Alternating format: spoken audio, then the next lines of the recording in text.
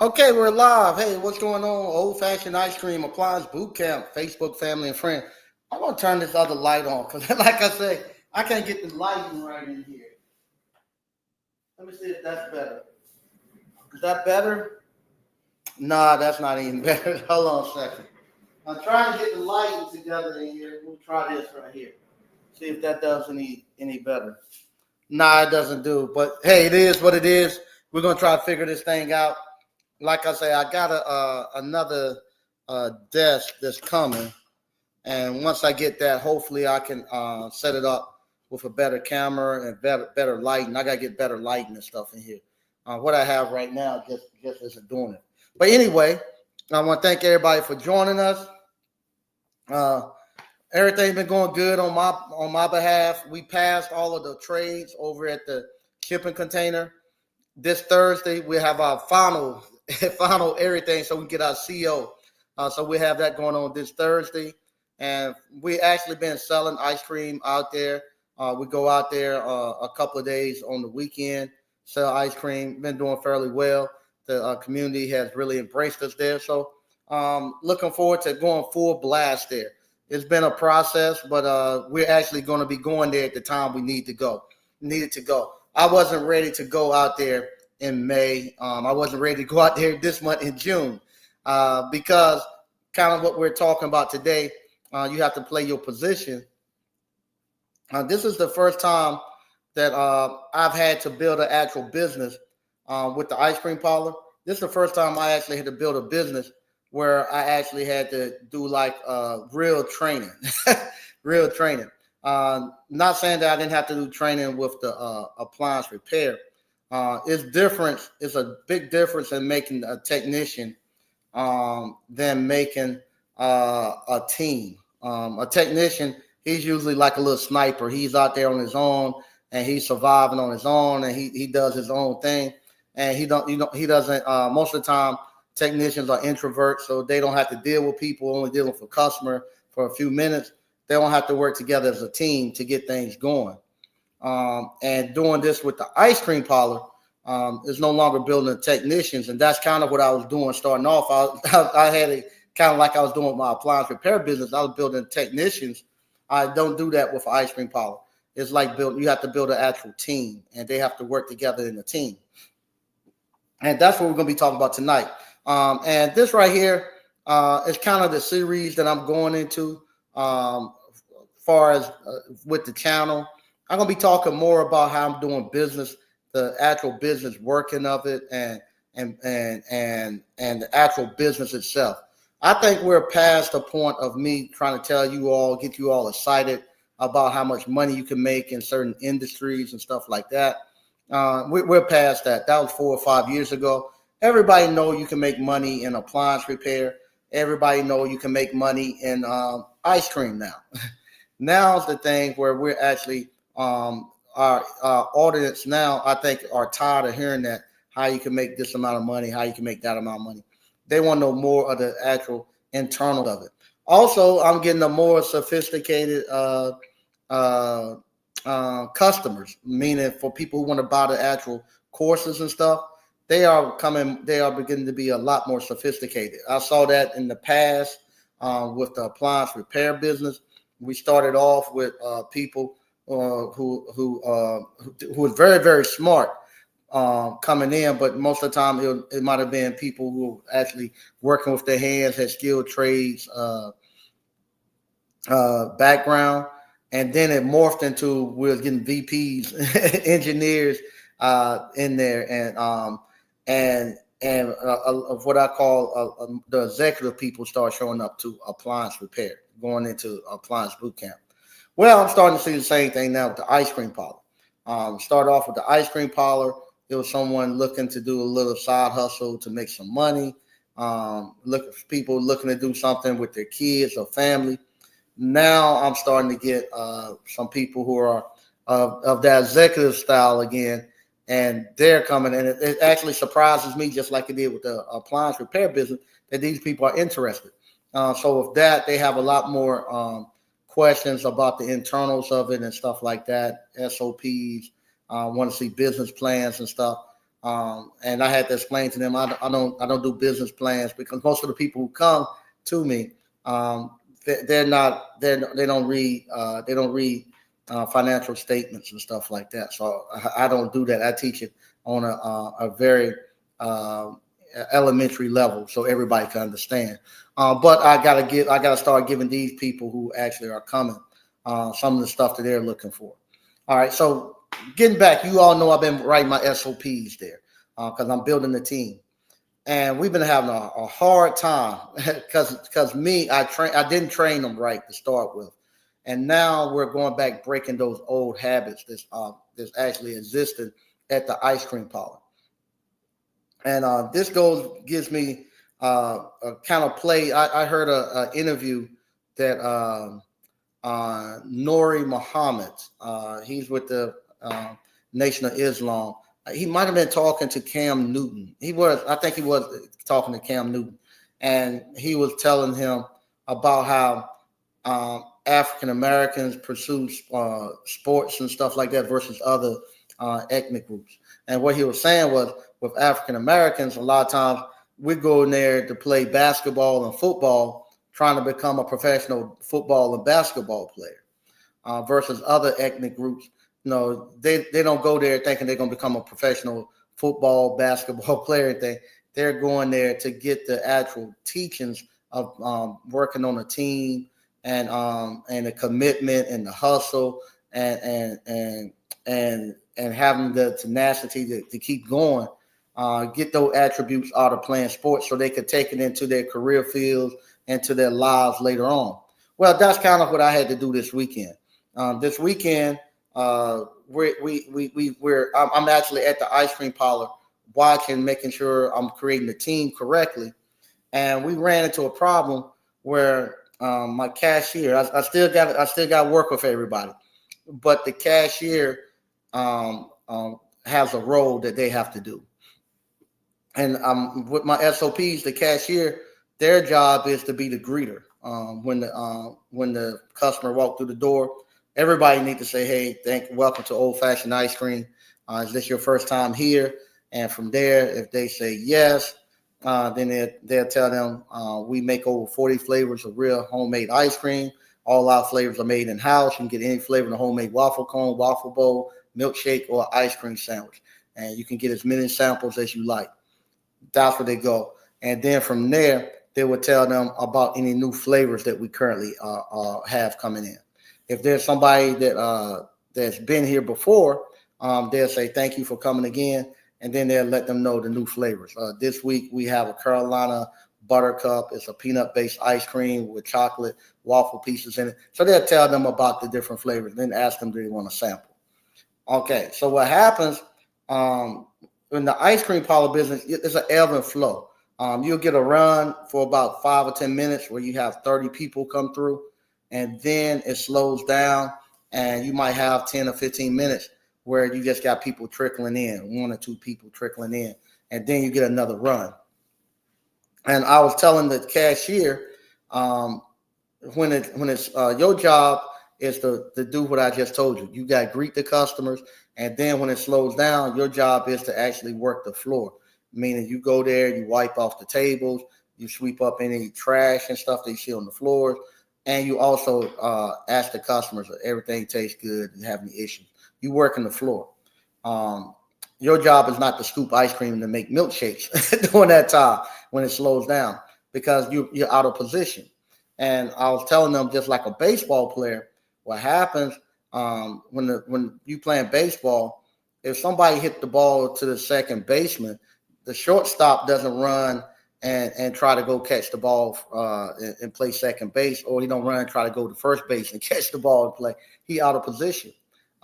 He plays his position. He might not, if there's no runners on the base, he's standing there waiting and see what happens. He's not really moving or doing anything. Same thing as the third baseman, the left fielder and stuff.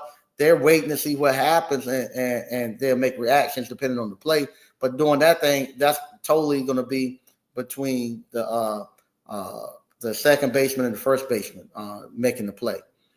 Okay, so what happened? My cashier, when things get slow, first thing that they want to do, they want to start trying to make ice cream orders. So they say, "Hey, I'm gonna help out scoop ice cream," or I'm gonna because what happened?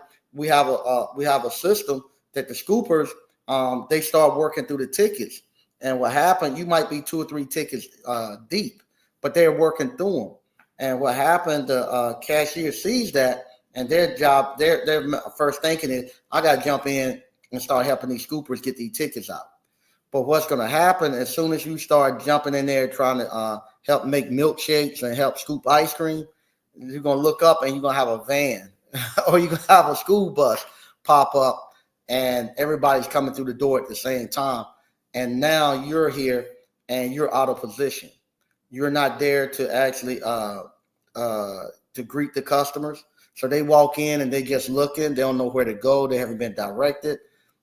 You're now rushing because you don't picked up a ticket. It might have two or three milkshakes in it, and you're trying to work through it, and the other scoopers don't picked up theirs, and so now you're going to try to work through those milkshakes. No milkshakes takes about 30, 40 seconds, and you got three of them.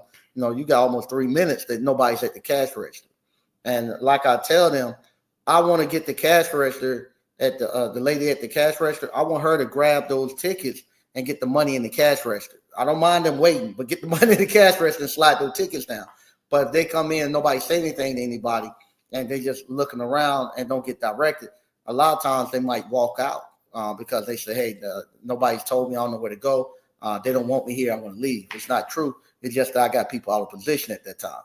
Also, what happens if you go pick up that and now you're trying to get back to the cash register and you go start trying to put that ticket back down. Now, if the ticket is out of order, also because that was your ticket, the next person who pick it up, they might double up the order and say, hey, I didn't know she had made two of the four milkshakes and make them double. So I'll be telling them, just stay and play your position because your position is key and you got to make sure that you're there. And that's the stuff that I was giving them an analogy of the baseball. And that stuff you can pick up playing sports and baseball. You have to play your position. And when you're doing that, you have a harmony amongst the team. The team doesn't get routed. When the teams see you not there at the cash register where you're supposed to be at, and the order's not getting taken, it throws everybody out of balance, and now you're not in harmony. You're in total chaos, and now it doesn't look like anybody knows what they're doing because now you're just trying to improvise, and you all whack. So I will be there, and I will actually step in and put them back on track, and I'll say, hey, I told you don't pick up any tickets. Your job is to make sure that the cash register is watched and you watching the door. Go ahead, I'll finish this up, but you got to get back. And once I do that, they get back on in harmony and they're good. Same thing when you whatchamacall, when you actually a scooper, your job is to make waffle cones. So what happens, and whenever there's a slow time, you don't get to sit on your phone and talk. You got to be making waffle cones. So because what's going to happen, you might have 6 waffle cones in there, 7 waffle cones in there. But you're going to get a run, like I just said, where you might get 15, 20 people. If the Rudy Theater is letting out, it's a theater that we have down the street. They do live music shows, and they always are promoting us.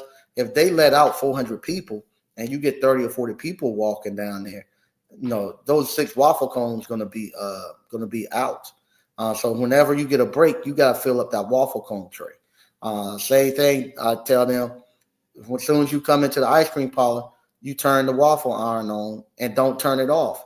For some reason, when they finish making waffle cones, they want to turn it off. And when they turn it off, it takes 15 minutes for the waffle iron to warm back up. So if you actually have ran out of waffle cones, now it's going to take 15 minutes for the waffle cone iron to warm up before you can even start making them. So that's the type of stuff now, because we're getting a lot more flow of people coming in and stuff that I have to actually work with them to get them on track.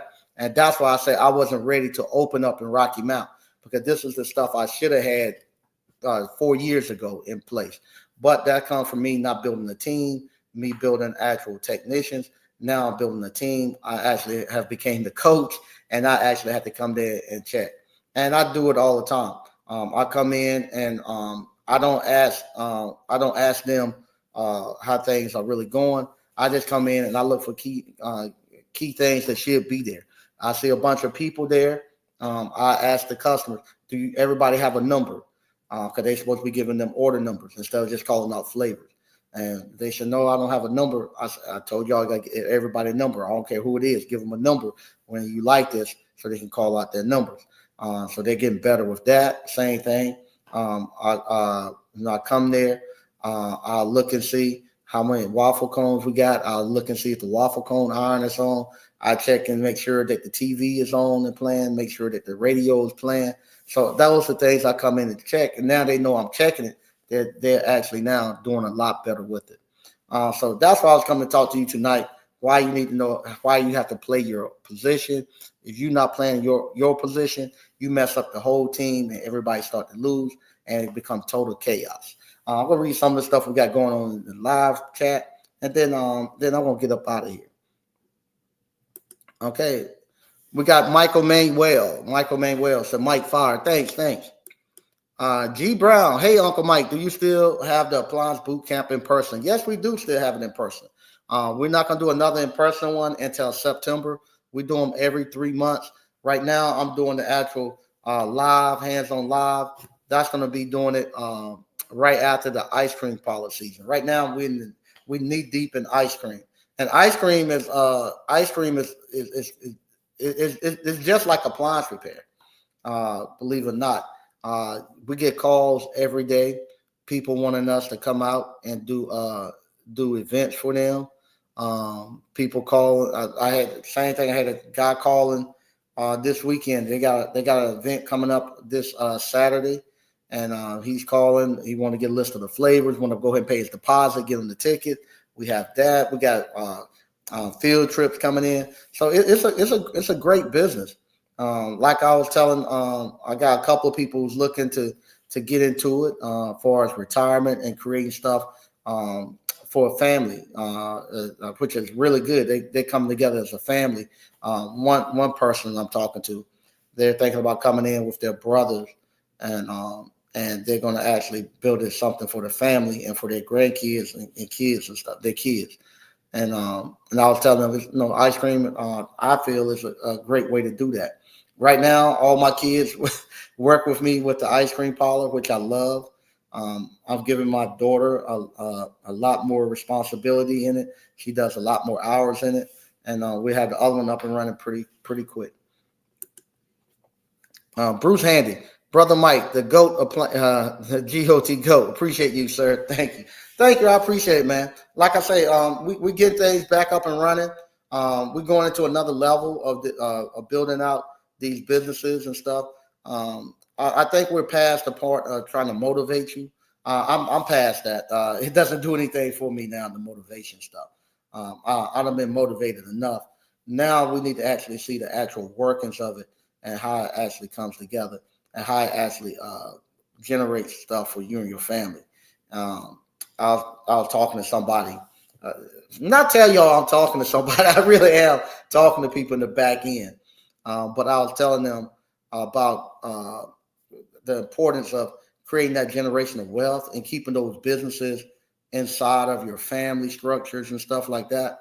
Because I was telling them the fact that, like my nephew, he's taken over my appliance repair business. And, there's been times where I needed to get some cash. And it was just as simple as calling up my nephew and say, hey, route me some calls or send me some compressors. I need to get me a couple, $3,000 or $4,000 real quick. And it wasn't no problem. It doesn't hurt him. He just turned them on. So instead of him being booked out a week and a half, he just booked out 1 week. He'll send me some calls out. If I didn't have that, where it stayed within my family and within the wealth of my family, I would have been hurt trying to get money back up. Because I built that and passed it along to my nephew. None of my kids wanted to take it over.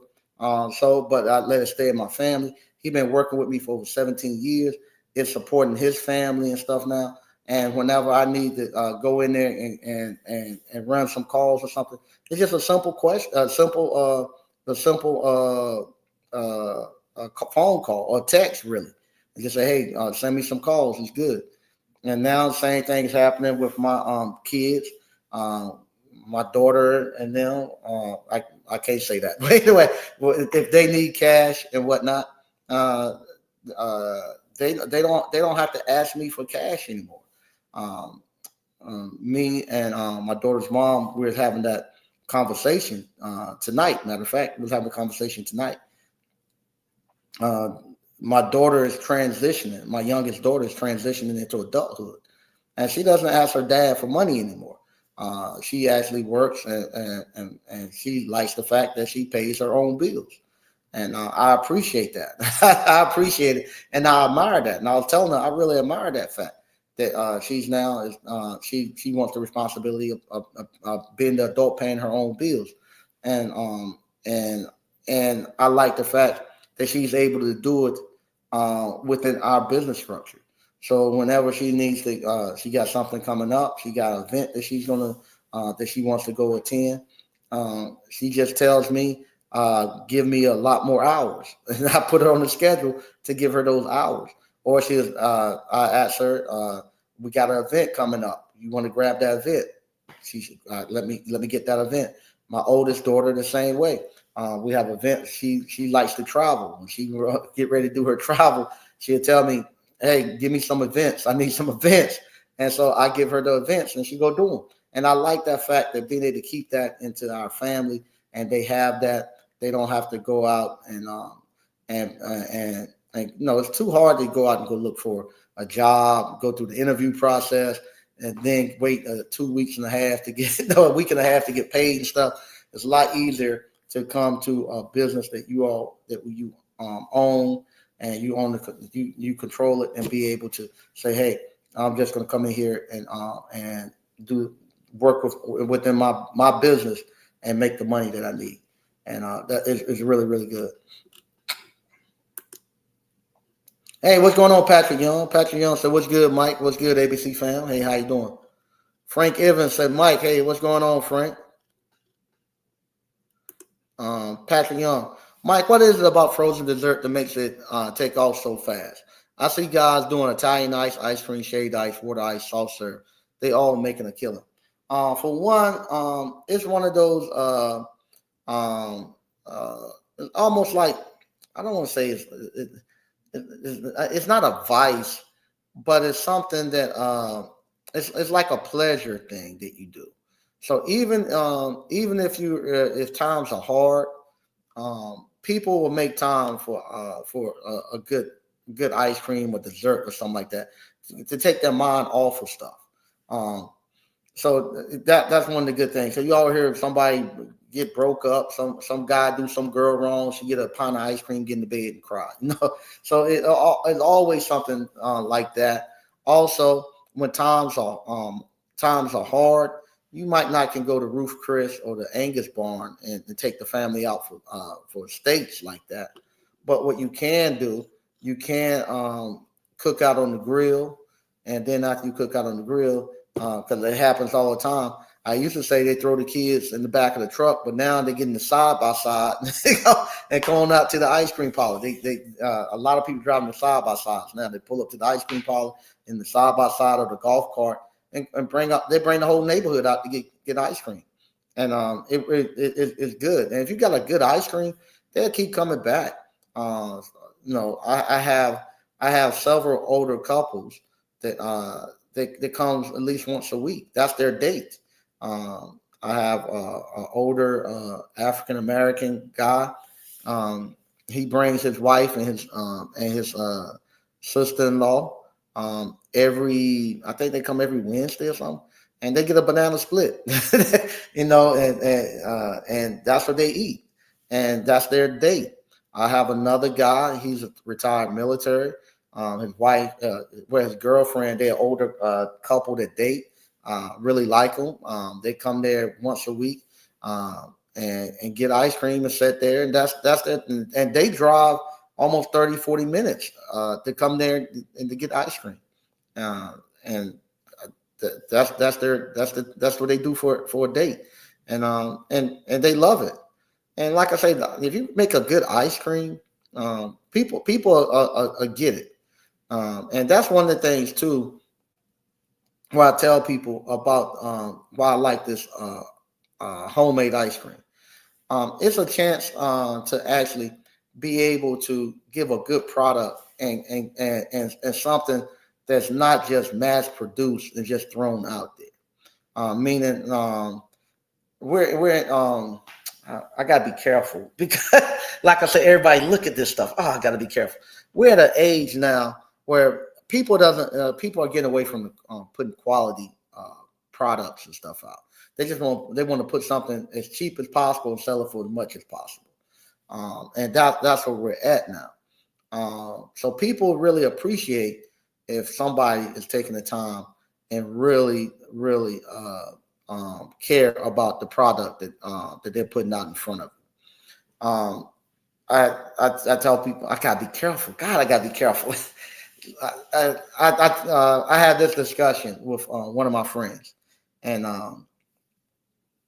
we were talking about some restaurants, and if the restaurants were struggling, this and that, and we do pretty good. We do pretty good with the ice cream. I'm not struggling in it. And they're like, oh no, why you think they struggling? I said, no, a lot of times people have came off. God, I gotta be careful. A lot of times, people have gotten away with wanting to put really good food out there. They think, oh, I'm just gonna put something out there, or if I can cook out at my house, now I can go cook out in a restaurant, and it's gonna be really good. And they never really get a true. I think you never really get a true critique of what you're actually putting out there. I tell people I like to go compete. So if you want to know what you got, hey, go against the best that's out there, and see see how you compare against them. That's how you'll see. If you somebody, if I was somebody who made barbecue, and I was having some issues with sales or people not wanting to get my barbecue and stuff, I know here is a place called Redneck Barbecue, and they kill it, and they don't have no problems with sales or anything, and they compete. You know that's how they got their recognition by competing with barbecue. And they whatchamacall, and you can call them up and say, hey, I want to challenge you to a brisket or challenge you to a ribs or whatever it is. Let's do it. Now I know sure enough well they will whatchamacall. They would take on a challenge from you, because people who making something like that, they're not afraid to go put it up against it. Everybody think theirs is the best. And then from there you'll get a true indication of where you at. And then you have to go back into the lab and fix your stuff. And that's what we done. We went out and we challenged people. And now we go out to the taste, the Taste of the Carolinas. You go out there to the Taste of the Carolinas. I can guarantee you none of those restaurants are struggling, and everybody take that serious. Who goes there? They taking it serious to try to win, and you get to see what you made out of, and it allows you to actually come back and critique your recipes and make them better and compete more. Because what happened, a lot of times you get a false indication. If you're doing a lot of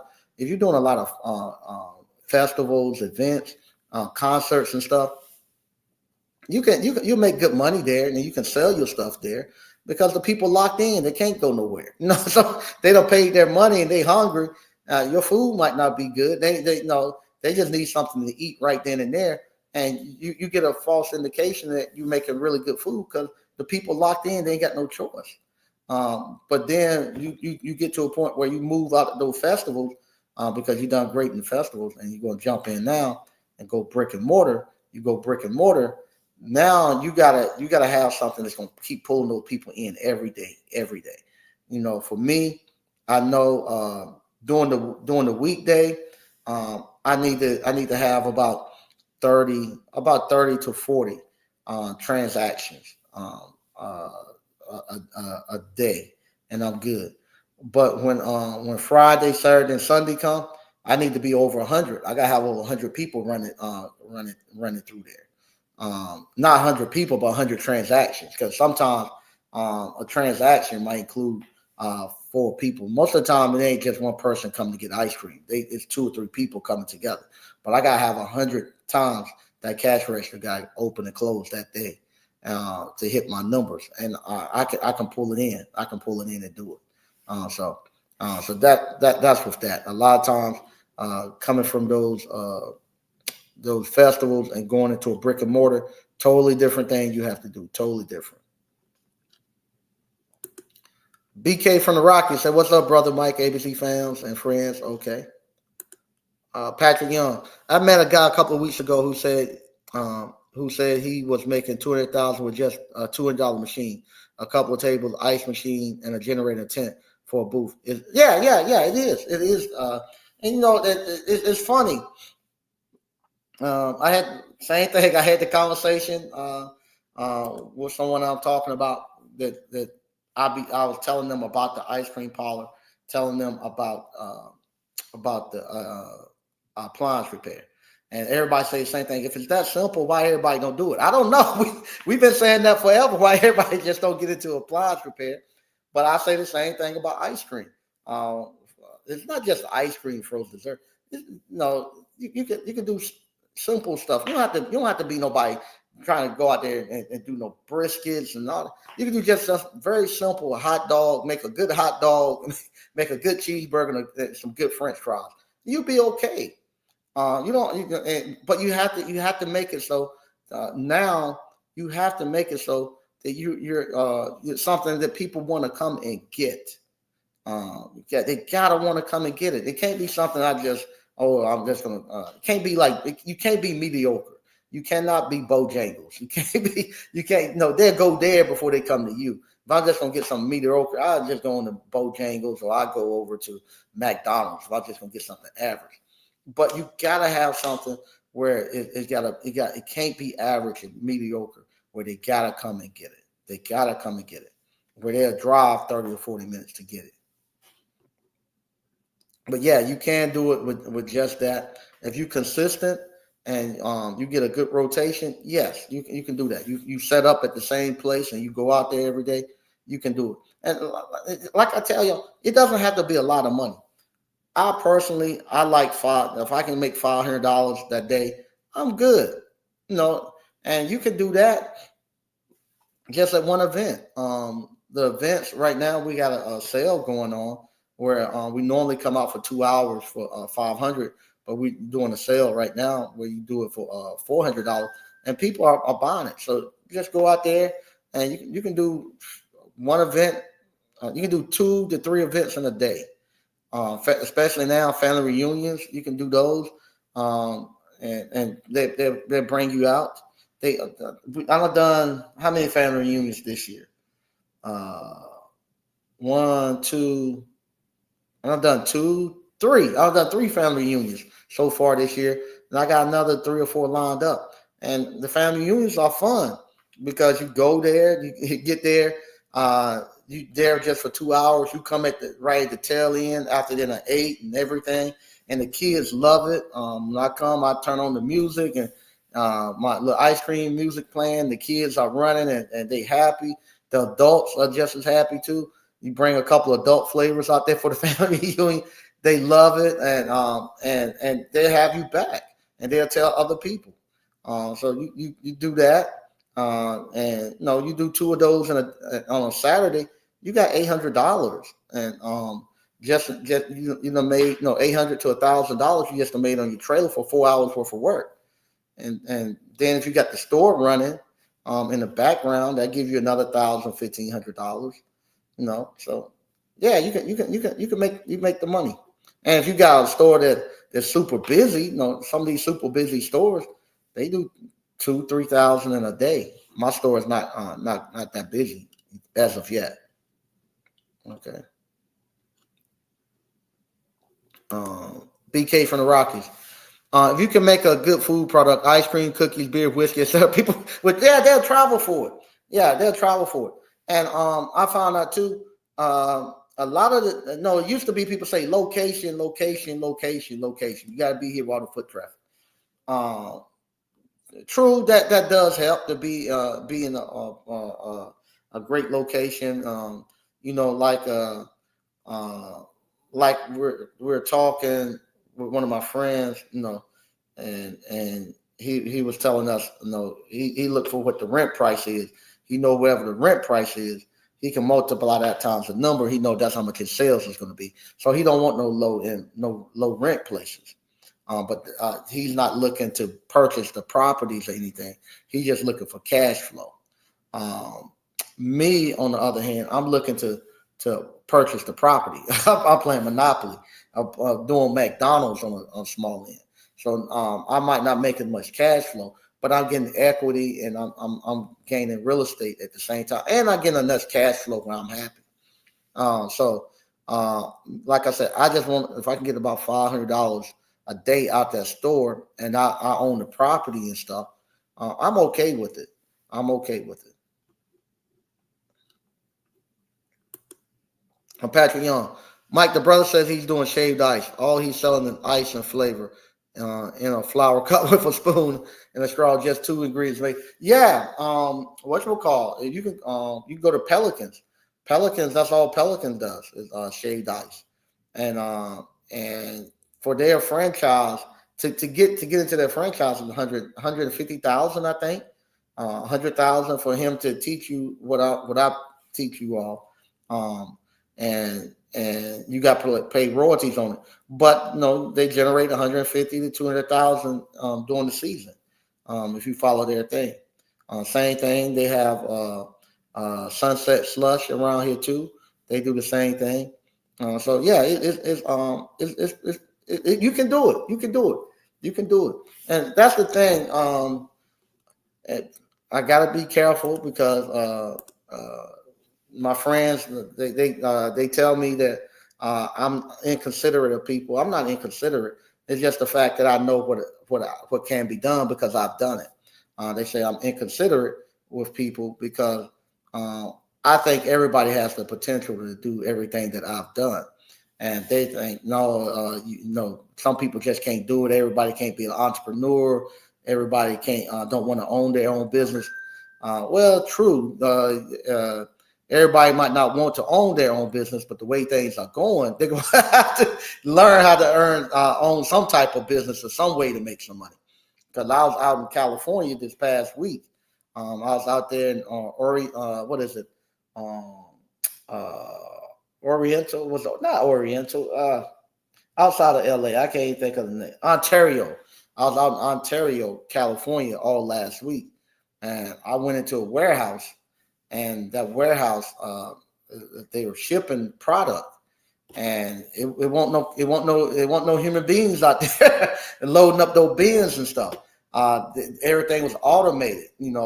All they have to do when they when the package come in, and no, the packages they ain't making the stuff here in the U.S., so ain't no job you can get making the stuff. The stuff come in from overseas, and when it come in from overseas, they put a label on it. It's a sticker, and that sticker has what they call RFD or VFRD. It's just a little microchip inside sticker, and that little microchip inside that sticker, GPS, and it has GPS, and it's made for tracking. So what happened inside of that warehouse? They have all they know where every package is, where it's located at. They know when it and the robots know because when it's going down the assembly line, it hits that sticker. It knows what that package is and knows where it need to go, and it has an automatic arm that hit the package and knock it into a bin box and load it up. And they have an automatic thing that actually take the boxes, and then they print out the address, and it goes. And the same thing, the guys that's doing the forklifts and stuff, um, those forklifts automated. What happened? It knows how to load the trucks because it knows what pallet goes where, and it knows what truck it needs to go to. So they go and they load the truck, and it knows when it goes into the truck because they have sensors around the back of where the tractor trailer comes into the back of the warehouse, and those pallets as they goes in is reading what pallets are going into that truck, and they know once it's on the truck where it's at any time. So you're gonna have to learn something. So we looking at that, and we're saying, man, all this stuff ain't no jobs going to be here because all this stuff is all ready to be automated. And you know, if you ain't ready, you in trouble. You in trouble. Okay. All right. Let's see. Like they got some networking going on. Patrick Young, it seems like it's just two ingredients, but you have to have the right ingredients and the right presentation to get the money. Yeah. It's the Italian ice. You can just like there's endless amount of flavors that you can make with the Italian ice cream, and all that. You know, it's just endless amounts. And so, and if you go look at your Jello aisle, everything that you see in Jello, you can turn that into ice cream, or you can turn it to Italian ice. So it's just endless anything, endless amounts of what you can make, and it doesn't require a lot of money. I was looking today. I have to be careful with some of the money and stuff that I'm saying. But I was actually tracking today. I think today I spent maybe $300. It was a little less than $300 I spent on ingredients to make the ice cream, and I calculated what I was going to get out of that. Out of that $300 that I'm using to make the ingredients of the ice cream, I'm going to get somewhere probably close to $2,400 off of that. So and I have that by Thursday. So I bought the ingredients today. Got it staged up. We'll be making ice cream, and by the time Thursday hit here, I have about $2,400 out of that. And and so that's good stuff with ice cream. Good stuff with ice cream. We finally getting to a point where money is not so much into product. I'm at the point now I'm finishing up over there at Rocky Mount, so my money ain't going there, and it's getting to a point where I'm actually now trying to get a little bit of daylight. So, but I don't went past my time. I said I was just going to go for 30 minutes. I went for 45. If you're interested, we're going to have classes coming back up. We're going to have the appliance boot camp coming back up. We're going to have the ice cream parlor coming back up, and we're going to have the kettle corn coming back up. I'm in the process. I got to do a little work to the actual shop. Once I get the shop taken care of, get out of the ice cream season, we're going to do a couple of classes, revamping some of the courses, especially the one with the ice cream. Now that I'm actually got the SOPs going. I'm figuring out how to actually build not a team, build a machine that's going to put them, going to kick out that money every day for you.